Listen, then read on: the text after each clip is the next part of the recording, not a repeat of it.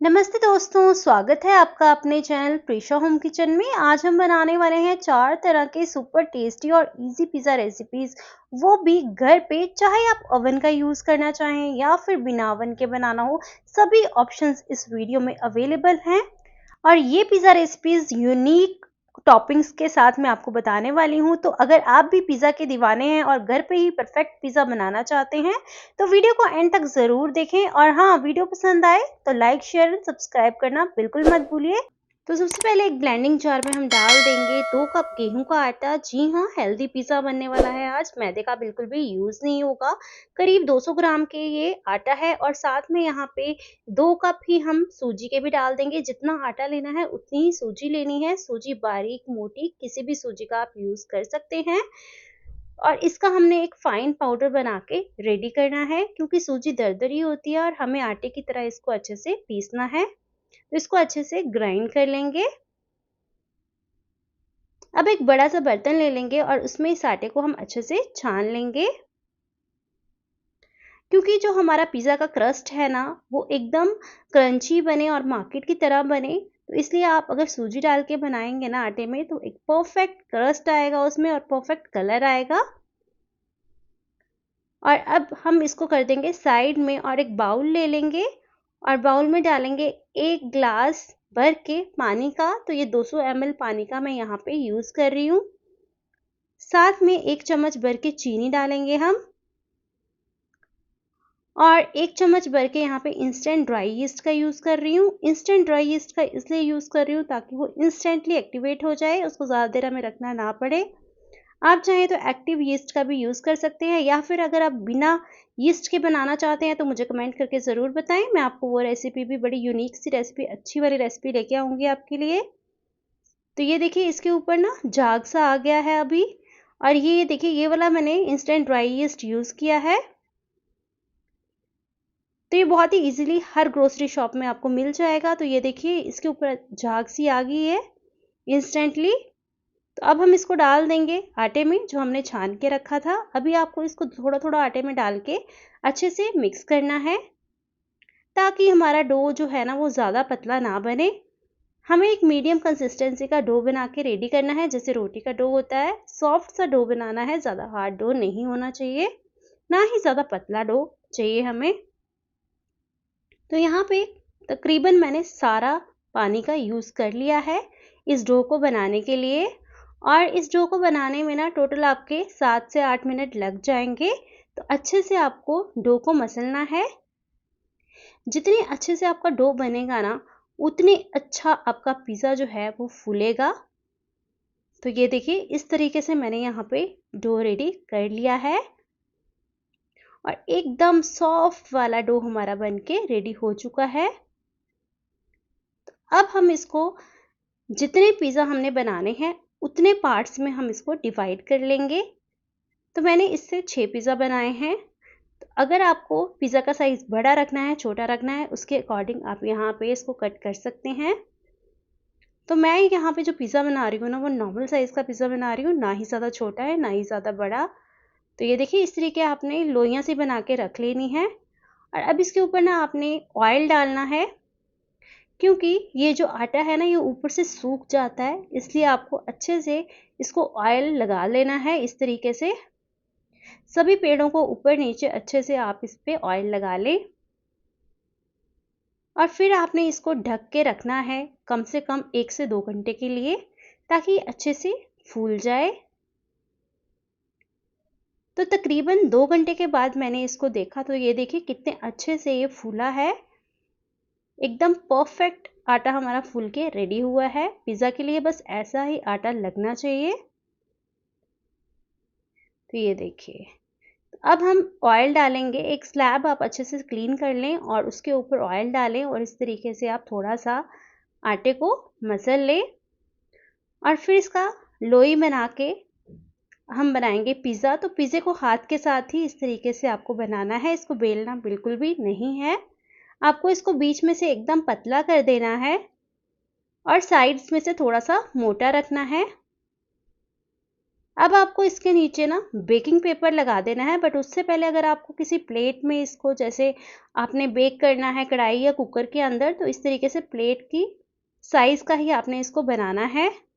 ये देखिए, अब इसके नीचे आप बेकिंग पेपर लगा दें, बट थोड़ा सा ना आटा छिड़क लें। मैं यहाँ पे छिड़कना भूल गई थी, बट बाद में मैंने इसके नीचे आटा छिड़का था, या फिर मैदा छिड़क लें ताकि ये बेकिंग पेपर के साथ चिपके ना। अब इसको फॉर्क के साथ हम प्रिक कर देंगे बीच में से, ताकि हमारा क्रस्ट अच्छे से पक जाए और अच्छे से फूले। अब इसके ऊपर हम लगाने वाले हैं तंदूरी सॉस। अब मैंने आपको बताया था ये पिज़्ज़ा बनने वाला है बिल्कुल हटके, इसकी टॉपिंग्स होने वाली हैं बिल्कुल डिफरेंट। तो यहाँ पे हम पिज़्ज़ा सॉस की जगह तंदूरी सॉस का यूज़ कर रहे हैं, या फिर तंदूरी मेयोनीज़ का यूज़ कर लें। और उसके ऊपर ना आपने मेयोनीज़ में सॉस डाल के लगानी है। मेयोनीज़ के अंदर सॉस मिक्स कर लें और वो तंदूरी मेयोनीज़ के ऊपर लगा के उसके ऊपर इस तरीके से चीज़ डाल दें, और उसके ऊपर हम ऑरिगेनो डालेंगे। तो अब ये पिज़्ज़ा बन रहा है टोमेटो पिज़्ज़ा। तो यहाँ पे टोमेटो को आपने पतली पतली गोल गोल स्लाइसेस में कट करके इस तरीके से रख देना है।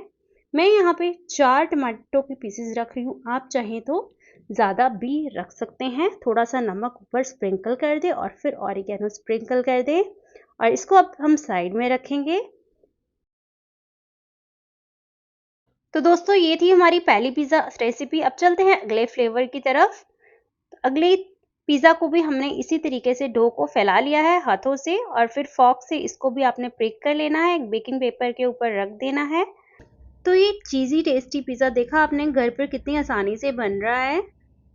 तो ये देखिए हमने अच्छे से यहाँ पे डो को फैला दिया है। अब इसके ऊपर भी तंदूरी सॉस लगा देंगे हम, और फिर से इसके ऊपर मेयोनीज़ और टोमेटो केचप जो मिक्स करके मैंने रखी थी वो हम लगा देंगे।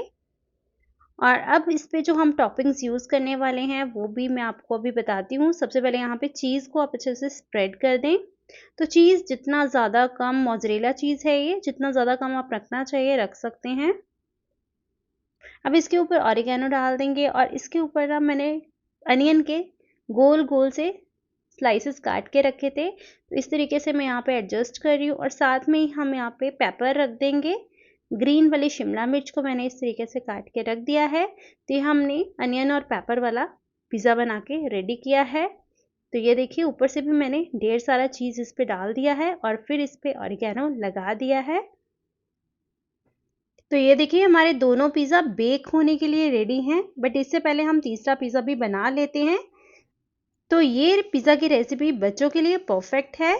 इसमें भी हमने बेस को वैसे ही फैलाया है, ऊपर तंदूरी सॉस और मेयोनीज़ वाली, जो केचप वाली मेयोनीज़ है वो लगा दी है। इसके ऊपर हम डाल देंगे कॉर्न। तो ये हम बना रहे हैं कॉर्न पिज़्ज़ा, जो बच्चों को सबसे ज़्यादा पसंद आता है, और इसको हम गार्निश कर देंगे ऑरिगेनो से, और इसके ऊपर फिर से चीज़ डाल देंगे। तो ये भी हमारा थर्ड वाला पिज़्ज़ा बन के रेडी हो गया है। तो चलिए सबसे पहले हम पिज़्ज़ा को बेक करने के लिए रखते हैं। और सबसे पहले मैं आपको बताऊंगी हम ओवन में कैसे रखेंगे पिज़्ज़ा को, क्या टेम्परेचर सेट करेंगे, कौन सी रॉड्स ऑन करेंगे। तो यहाँ पे मैं इसको रख रही हूँ ओटीजी के अंदर, और यहाँ पे मैंने दोनों रॉड्स को ऑन कर दिया है, ऊपर और नीचे वाली रॉड को। और हम 200 डिग्री सेल्सियस के टेम्परेचर पे इसको बनाने वाले हैं, और कम से कम 20 से 25 मिनट लगेंगे इसको बेक होने के लिए। तो मैंने यहाँ पे मिडल वाली सेक्शन में इसको रख दिया है, ताकि नीचे और ऊपर से प्रॉपर हीट आए। तो चलिए देख लेते हैं कुकर में इसको कैसे बेक करना है। कुकर में बेक करने के लिए नीचे नमक डाल दिया है, ऊपर कोई भी स्टैंड रख दे। अब जिस प्लेट में हमने पिज़्ज़ा रखा था वो हम प्लेट इसके अंदर रख देंगे। तो ध्यान से रखें। और अब आपने नीचे फ्लेम ऑन कर देना है गैस का, और अभी आपने थोड़ा सा मीडियम सा फ्लेम रखना है, ना ज़्यादा कम ना ज़्यादा तेज़, और इस पे ढक्कन लगा देना है। और ध्यान रखें सीटी को आपने निकाल लेना है, जो इसकी विसल है वो निकाल देनी है, और इसको भी हम 20 से 25 मिनट के लिए रख देंगे।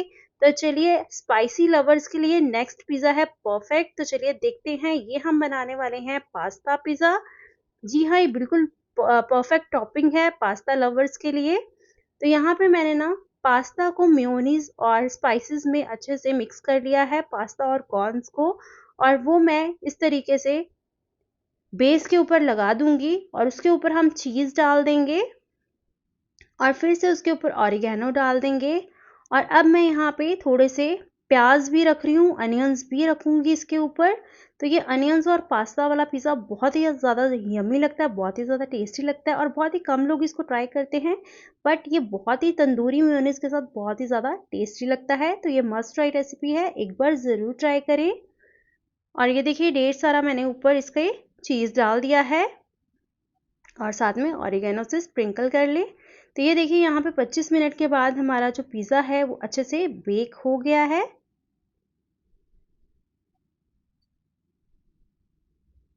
तो ये देखिए पिज़्ज़ा हमारा बनके रेडी है और ये बच्चों के लिए तो क्या बड़ों के लिए भी परफेक्ट ट्रीट है। तो देखिए मैं आपको बेस दिखाती हूँ नीचे से कितने अच्छे से पका है और कितना अच्छा फूला है। ये देखिए कितना अच्छा क्रस्ट बना है इसका। और ये देखिए कुकर वाला पिज़्ज़ा भी हमारा पक के अच्छे से रेडी हो गया है। कितना अच्छे से ये भी पका है आप देख सकते हैं। तो इस तरीके से हमने सारे पिज़्ज़ा बना के रेडी कर लिए हैं। तो अब मुझे आप बताएं कि आपको सबसे अच्छी पिज़्ज़े की रेसिपी कौन सी लगी, मुझे कमेंट करके ज़रूर बताएं। अगर वीडियो पसंद आए तो लाइक ज़रूर करें, अपने दोस्तों के साथ शेयर करें और ऐसे ही टेस्टी रेसिपीज़ के लिए सब्सक्राइब कर दें। तो चलिए मिलते हैं नेक्स्ट वीडियो में, तब तक के लिए हैप्पी कुकिंग और एंजॉय करो आप पिज़्ज़ा को।